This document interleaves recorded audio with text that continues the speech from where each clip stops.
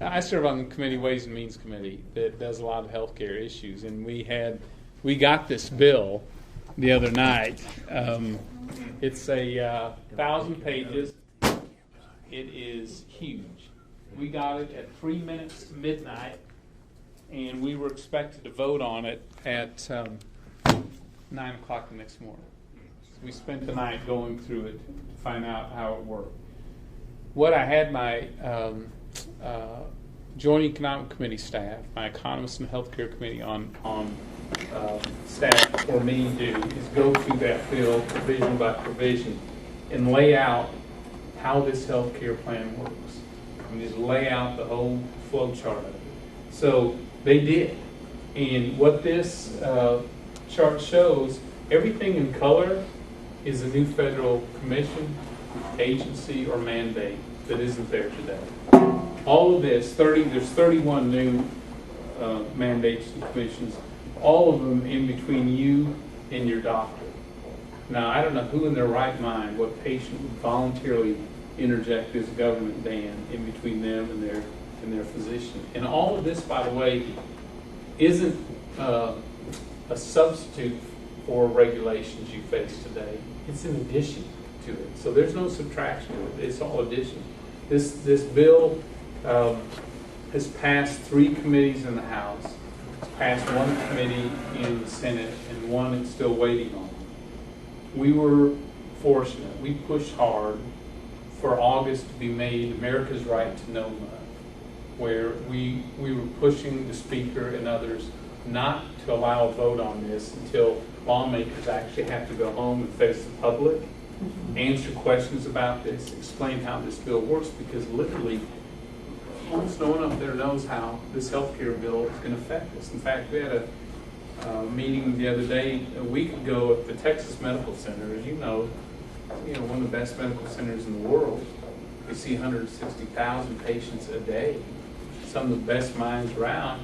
And they stood there, the CEOs, the researchers, the cancer center, and they said, we have no clue how this bill works. We have no idea how it will affect our patients. And we have had absolutely no input into the most sweeping changes in healthcare in the country.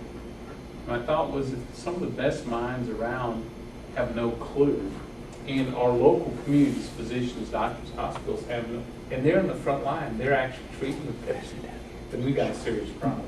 So we're spending August explaining how this healthcare plan works, answering questions, and talking about better ideas than this government-run plan. The key thing on this Health Choices Administration, that's the new health czar. He or she is mentioned 200 times in that bill. So it's a big part of the reform, because ultimately this is the person who's going to control the type of health insurance that's available in America.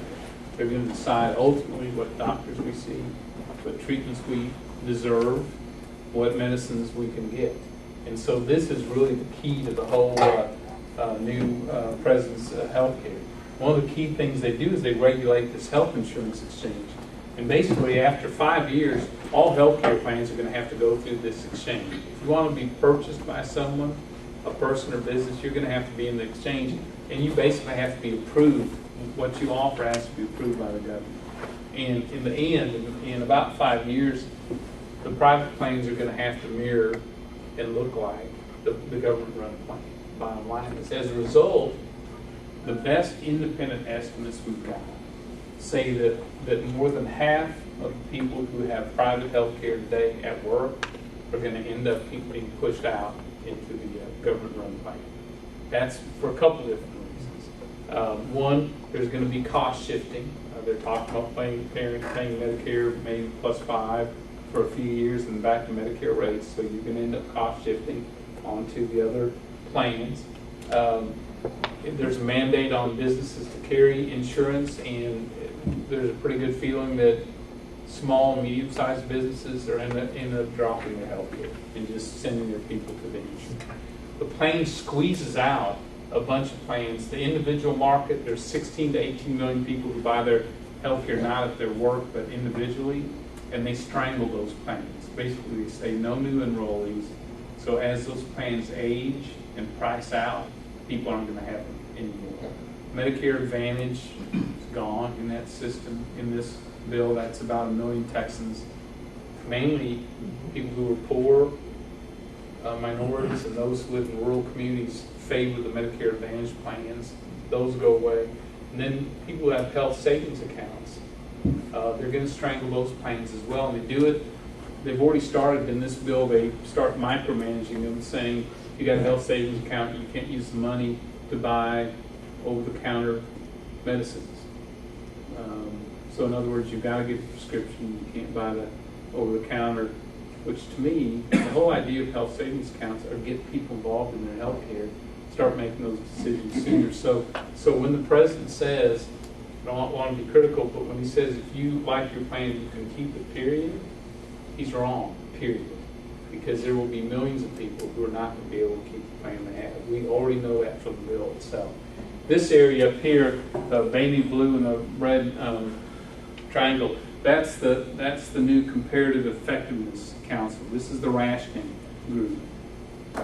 The basic premise of it is a pretty good one, which is we ought to be studying the best practices, which treatments work well in what situations, which medicines work well, what surgeries fit what situations. All that's really very good, but the problem is when you start applying that to all of healthcare. That's where you come into the rationing argument. Every other country that's had a government-run plan, whether it's United Kingdom, England, which has got NICE, the National Institute for Clinical Effectiveness, or any other, end up with some rationing group that does the same thing. And then basically Canada does it as well. But we took a look at this group, the way it works in other countries. They all start out just saying we're just going to do some research to compare things. At the end of the day, they apply sort of a one-size-fits-all, normally to the aged, on what is a cost-effective treatment. And that's where you run into problems. As a result, Canada, wait times to see a physician in Canada is just unbelievable. In fact, 1 out of every 10 Canadians cannot find a family physician to treat. Cannot find them. Because the shortages are so high in that system. They flee, those doctors flee to America. Same thing in England. Cancer care. To take a look at cancer care, studied a bunch of countries. You're 50% more likely to die from cancer in the first 5 years under a government-run plan than you are in the United States. 50% more likely in England to die. For women, breast cancer survival much higher in America than the government plans, national healthcare plan.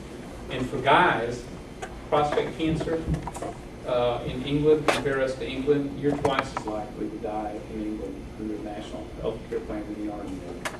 I offered 2 amendments to Ways and Means that said, with this group here and the national health plan, the government plan, that if wait times to see a physician or cancer care is inferior in the government plan, you suspend it, you stop it, you let people get into a different plan. They knocked both of those down. I mean, just along party line vote, which made no sense at all. All this rationing flows down into the insurance plan. All of this, right across this whole breadth there, that's new regulation on you as doctors, on you as hospitals, on healthcare providers. Now, one thing I learned in 50 Ideas, and we spoke about it, Dan, in this room, is how much overhead, paperwork, duplication that's already in the system. And we talked about how much money gets diverted from patient care into this bureaucracy. We're going to add more to it, which is why the Congressional Budget Office says this plan will not lower health care costs. It'll increase health care costs. Just like in Massachusetts, today that plan, this is modeled after, it's a third more expensive than it was than when they started. So this is not going to do it. Over here are the mandates on small businesses and individuals and the tax increases. They have a mandate on businesses where they provide approved coverage, not just coverage, but approved coverage by the government, or you pay about 8% of your payroll into a fund. There's an individual mandate on individuals, 2.5% of your wages if you don't take your health care plan. But as a result, they estimate that small businesses will either dump their plans or they'll cut jobs. And the best estimate we got is small businesses will cut about 4.5 million jobs as a result of this plan. And then you got a lot of other impacts as well. The tax increase, the way they're going to pay for all this new plan is $800 and some billion of tax increases and $500 billion out of Medicare from you guys, hospitals, doctors, home health, nursing homes, other things like that, hospice, all that. And so it's a huge cut that way. I'll finish. Oh yeah, the new taxes they say are going to be on the wealthy. The truth is, the tax brackets they've chosen are where small businesses pay their taxes. Who don't file as corporations, they file as individuals. Half of all small business income is in the area that gets taxed. So we're going to, and it actually pushes people up above in 39 states. People will have a tax bracket higher than 50%. So the government, for the first time in a long time, will have a greater claim to your earnings than you do as an individual at that point, which is always scary when the government has more claim than you do. Finish with this. It doesn't lower costs. The Congressional Budget Office, which is sort of an independent group, nonpartisan, went through the bill, won't lower health care costs, increases the deficit pretty dramatically. The cost to it, we just don't have enough money to pay for this. And their point is we never will. This is like Medicare, an entitlement that starts small and then grows bigger.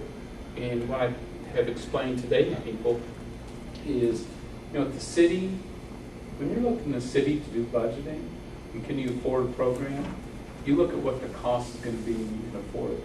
Here, what they did was, and you'll hear this, well, the cost of this is only $1 trillion and some dollars, and it's only a $240 billion deficit in the first 10 years. But here's the problem with that. Here's why it's underestimated.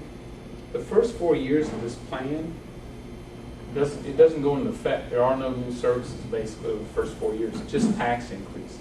Then it goes like this up to the next 6 years. So when they say, well, the first 10 years of the bill, we're only in the whole $240 billion, it's just like an adjustable rate mortgage or one of those introductory rates in your credit card, 0 for the beginning. The question isn't how much it costs at the beginning. The question is, can you afford it once it gets ramped up? And once you get it ramped up, it just goes crazy in cost. And it reminds me of Medicare. When that was started in 1967, they assured the public it would only cost this much. It's 9 times more than they ever dreamed it'd be. And my fear is Medicare is already in a really bad position financially. Near bankrupt in 2016. So we're going to add another health care plan we can't afford either on top of that. Doesn't make sense. I think there's a lot better options than this. We offered amendments on the committee, some basic ones like members of Congress should have to read the bill before they vote on it. They told us that was a bad idea. They did. I was like, what?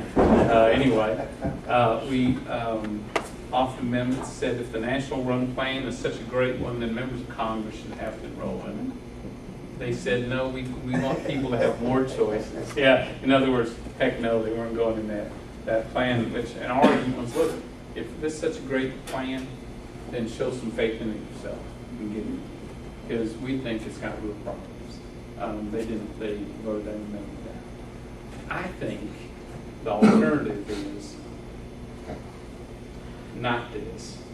In fact, August is the month where it makes or breaks this national health care plan.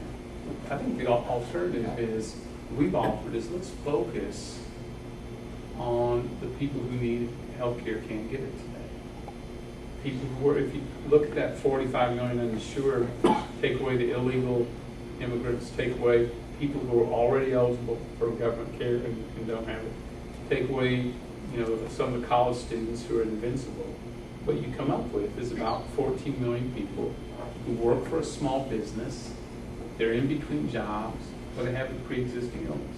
I mean, that's the group we ought to focus on. And we think we can do it through providing tax breaks and tax help to small businesses, creating a refundable tax credit for people who work for small businesses, won't be able to afford it. So in effect, we help pay part of their health care plan. I'd like to knock down the barriers at the state level so that small businesses can join together across state lines, pool their employees and get the same discount big companies get. I'd like to knock down the federal and state barriers, create a worker backpack where companies can, or individuals can choose a plan, put it in their backpack, basically take it with them where job to job, and get the same tax breaks companies get to buy it for their families. So in the pre-existing, in this bill, they proposed to expand the state risk pools, which probably is okay. But the problem with that is if you take people who you know are going to have high costs, and you just isolate them, put them in pools together, do you think the cost will continue to increase? Of course, you're just going to have a pool that gets more and more expensive. My thought is taking a lesson from some countries, unlike us, they have private businesses pick up pre-existing illnesses, and then they allow the companies to sort of adjust their payments to each other. They sort of trade dollars. You picked up someone with cancer, I picked someone up with chronic diabetes, other chronic illnesses. They have an independent commission that sort of allows them to adjust so that insurance companies don't profit by excluding people. They profit by how well they actually serve them in healthcare, which is dramatic. So I think there's a lot better. That I want lawsuit reform at the federal level. I want lawsuit taken out of the system. I want us to get that overhead cost down that you all have to pay as providers, and there's some other improvements too. Well, I just think we don't have to live with this plan, but August is going to decide if we have it or not.